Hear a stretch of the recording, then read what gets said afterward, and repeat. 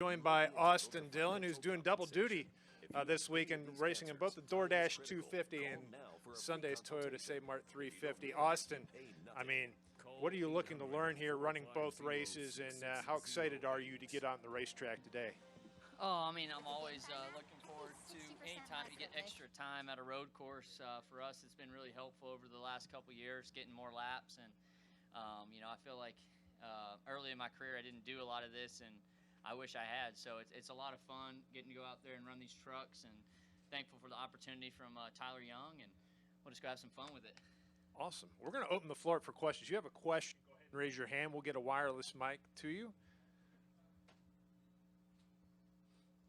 Go to here to Mark Garrow. Yeah. We got to keep it all Davidson County. Yeah. After this race, we get our one and only break of the season. I mean, your thoughts on just a week break for a season that starts in February, ends in November? What a grind. I mean, I'm looking forward to the off weekend. I got my vacation planned, and my grandfather was already on me about getting back to work. I'm like, hey, I'm taking this one off weekend. Yeah, you know, Monday I'm going to get home Sunday, or probably Monday morning very early. And then Tuesday I'll be flying to the beach, and I'm going to stay there till Sunday and then kind of get refocused again going back the next week. But it'll be nice to not have to worry about going to the track this coming weekend. I mean, our schedule's already probably one of the most brutal in sports, and then you took away 2 of our off weekends. It makes it pretty tough. But, you know, that's what we're here to do. And after the break, we go to Nashville. Last year, there was a lot of talk. A lot of drivers just think we were not going to see the kind of race that we saw. Yeah. Were you pleasantly surprised at how well that track raced? Yeah, I think so. I think what they did with the they used something a little different. I think it wasn't just straight PJ1 or anything. They kind of ran the track in with a tire dragging and did some different stuff, and I thought it was a pretty impressive race. I felt like guys were very underestimating what that track could do on the braking side of things. Everybody brought too small of a brake package, and we were blowing brake rotors. So this year should be a little different. I think we'll be more prepared. And, yeah, I think you'll see another good race for sure. And with the next-gen car, what difference will that make? Will it make it for a better race, or on top of what you were just talking about, or not? It could. I mean, it's funny, you know, the race began, everybody running the top, I feel like, and then moves back down to the bottom by the end of it. So I don't know what to expect. You know, that place is kind of round the bottom is the fastest lane, but if we can get the top worked in, it'd be nice. We're going to go to your right here to Adam. Hi, Adam Carabine from RacingRefresh.com. I would imagine driving the truck versus the next-gen car is quite different, but is there anything you're thinking you might be able to learn from the truck race that you can carry forward to the Cup race? I think visually is the biggest thing that I'm looking forward to seeing the track. And every time, you know, you only come here once a year, so every corner has a little something different. And this is the old configuration that we're kind of used to.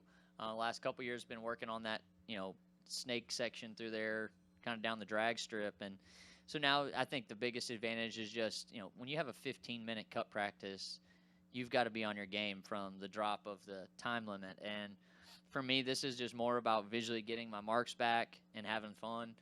But, yeah, I'll definitely learn something about the track today that I'll take into tomorrow. I mean, but the driving style will definitely be a lot different with shifting will be the biggest thing. And then, you know, not having to worry as much about wheel hop. Go to Jerry, then to Bob. Jerry Jordan, KickingTheTires.net. Austin, I was told that the drivers kind of got with NASCAR and the track, and the turtles have been removed, or bumps or whatever, in turn 4. Are you aware of that, and how will that affect the racing? I just don't think you'll get the good pictures that you've gotten in years past. It'll be easier on the driver's back. And then with this car, I mean, it's just so brutal where we're on the shock stops that it wasn't probably going to work out. So it was something that the drivers definitely got to try to get ahead of coming here. And I think it was really proud of NASCAR for getting that changed. And it was a good, you know, communication between us and NASCAR. Go next to Bob. Bob Hawkers, Fox Sports. Do you feel like you're in a must-win in Cup to make the playoffs? I do. I mean, I think so. I mean, I don't think mathematically it's not hard at all for us to get in the playoffs if there's no more new winners. I mean, I think we're in a place where we can point our way in, but I think there are going to be more winners, and we need to be one of them. Additional questions? Mr. Garrow, then back to Jerry. I've got a couple along those lines. Is there any frustration in the fact you've had more opportunity to win in the first 15 races than you had all of last year, but it just hasn't happened? I think so. I mean, not so much frustration, just when is it going to happen? I mean, I feel like I've got a really positive mindset, and that our time will come. And good Lord's blessed us, like you said, with a bunch of opportunities this year. Charlotte, I could not sleep the next night. I mean, all week it ate away at me because we were so close, and I tried to think of all the scenarios, played Monday morning QB with myself all night long. But I mean, eventually you got to let that go out of your mind, and I did, and I feel good about it. I gave it everything I had, and those opportunities don't happen very often to win a Coke 600, and I felt like we were really close doing it for a second time. Yeah, maybe they say it's a game of inches, world of inches. Maybe 8 inches, maybe 6. Yeah, for sure. Clear. I mean, even that, I think I was concerned with, could I have done anything different to not get loose in the center of the corner? I mean, I drove in there pretty darn deep, and I thought it was a good save. But, I was kind of looking both ways because I had cars coming at me pretty fast, and I didn't know the fourth car was out there. I think the Chastain thing is what upset it for us, really, him getting to the right rear of Larson, because I thought we were 3 wide, so I felt like I was going to get given a little bit of room there. But, I mean, he couldn't, of course, so that's the thing that got me. I couldn't tell that he was left front to his right on the right rear quarter. Right. And one other quick question. Our next road race is Road America.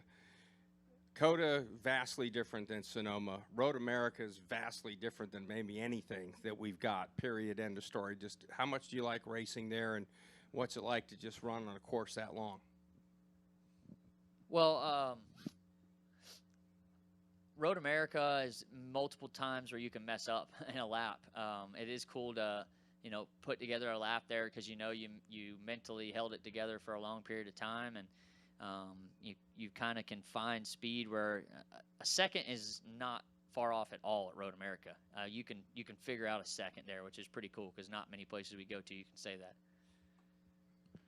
Jerry Jordan, KickingTires.net again. So ESPN made like an incredible bid for F1 to get their TV rights, and most of that was based on the show that follows the F1 drivers around. You've got your life in the fast lane. We've got some other stuff that's happening with Rowdy, coming out. Talk about that experience, and if you think if we're behind the game, so to speak, on promoting NASCAR, because we used to do this 10, 15 years ago, but in those types of reality-style shows, are we going in the right direction, and what will this do for the sport?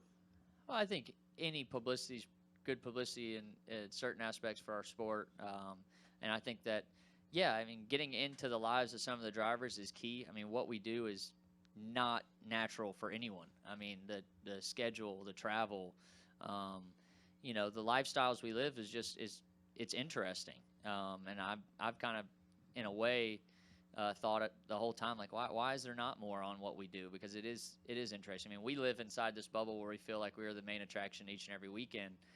And we are when we're in this town, but there's other things that go on outside of this garage, and it's cool to get to those people that might not be tuning in on a regular basis on the weekends and try and fire them up about the sport and promote it in any way. I mean, I think NASCAR has got a really good trajectory right now, and I think it's very positive for our sport to kind of reach other avenues. And it was a grind for 8 weeks for me, and it's still kind of lingering on. I don't know.